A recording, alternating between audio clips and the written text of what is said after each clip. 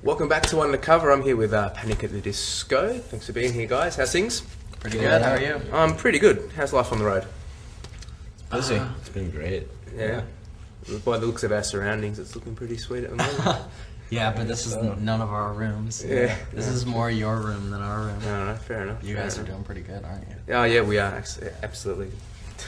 I wanted to speak to you guys about life before Panic at the Disco. This has been, about 2 years under the big lights, so to speak. What were you guys all doing before this exploded? We were all in school. Mm-hmm. Me and Brendan we graduated high school. Ryan had to drop out of college after one semester, right when the band was taking off. John was in college. We all had like small jobs, just regular things for like 18 and 19-year-old kids. So, from that, none of us really were at a point. We weren't old enough to where we'd be at a point where we were gonna have, any type of career, major job going at that time. So it was pretty, for us, it was like no decision. Well, John worked at Starbucks. I worked at Starbucks. So that was a pretty big, actually. You could have moved you I left out of that. Well, I was like a shift manager, so there was room. Yeah. There was room for progression. Yeah. You don't miss the Starbucks days? No, I mean this is just as good. Yeah. Yeah. Similar thing, I guess. Yeah. Yeah, but the benefits aren't the same. Yeah, true. I've got a friend who's a teacher. She works in a school out in Melbourne, in quite a low socio-economic area with lots of new Australians, immigrants. She says that with Panic at the Disco is one of the only band that she's seen. She's a music teacher that all the kids dig, regardless of what clique they're in. Have you noticed that your fan base is not necessarily just a Pretty broad, it's a pretty broad thing. As the time goes on, we've been noticing that, especially playing different shows and like different festivals where we're not headlining and just other people that are there to watch other bands like are singing songs. It's kind of weird. Why do you think that's the case? What? I think because we weren't trying to step on anybody's toes when we were writing the songs, and we were just trying to do something different that we liked, and I think people need that once in a while, especially in most popular rock music. It's sort of all the same.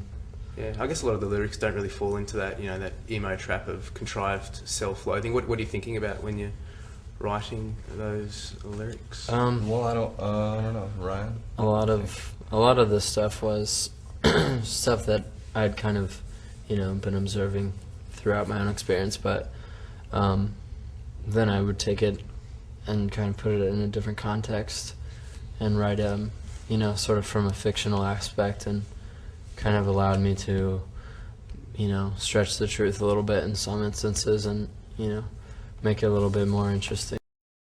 Have you ever found that fans have been a little bit too enthusiastic? There's no such thing. I remember Ryan. You said that you were concerned that Brendan was perhaps too good looking. Look at him. It's obvious. Yeah. That people were It's just a death trap. concentrating on the looks rather than the music. Is that something that you stand by, or? I mean, it's sometimes a little bit disheartening when you are on stage playing, and you just can't help but to think sometimes that the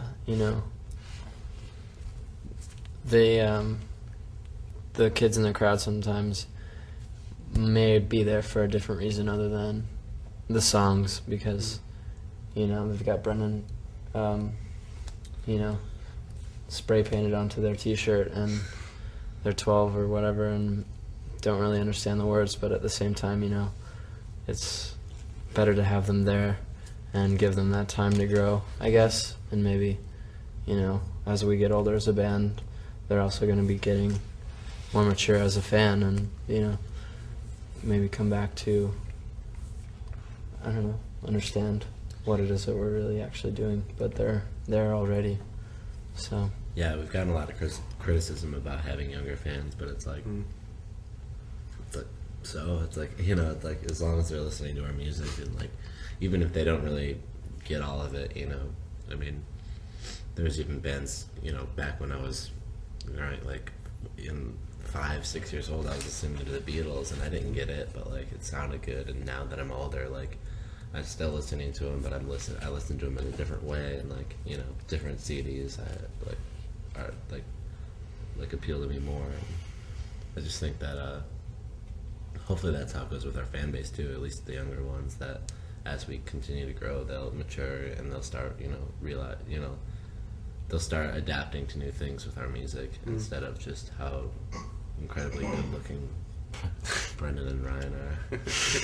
I want to speak about some of that criticism. At the same time, there's as popular as you are, there seems to be a bit of a Panic at the Disco backlash. People often dismiss you as a bit of a fashion band, that your popularity is kind of bound by transient trends of the moment. People throw water bottles at you at British Rock Festival. How do you deal with that kind of thing? Do you think about it much, or? I think that like every single thing that's ever gotten popular fast ends up then getting a backlash. Like everything does. And there's always those bands that's, but there's a lot of bands that, will get very popular very fast, and then they'll release their next CD and it's honestly not great, and it's like they may have their huge moment of success, but it's just like we get the thing where it's kind of hard, for us to say that for nobody, it's not like when we say anything about our looks, we're saying, don't even take in consideration what we look like, because like if anybody's seen any, photos or press photos and stuff like that, like we do put more thought into just, what we look like, especially on stage and stuff with what we wear. So I think it's kind of just that is just a goal of trying to add everything together, and at least live, putting on a better show than just walking up there in a t-shirt and like playing. Yeah, I think that is one thing about our band, is that a lot of people will say stuff like that, and then when they actually see us live, I mean, I think that's one of our strongest points is our live show. Like, I feel like as we've been touring so vigorously, is that like the show has gotten that much more stronger, and like we've just become better musicians. There's a lot of bands that get big really quick that can't really even play their own instruments, or are too like involved in everything else going on to even take time to like sit down and like work on your weaknesses and stuff like that. So I feel like a lot of people who have preconceived notions of our band change those opinions as soon as they do see us live, and if they don't, then oh well.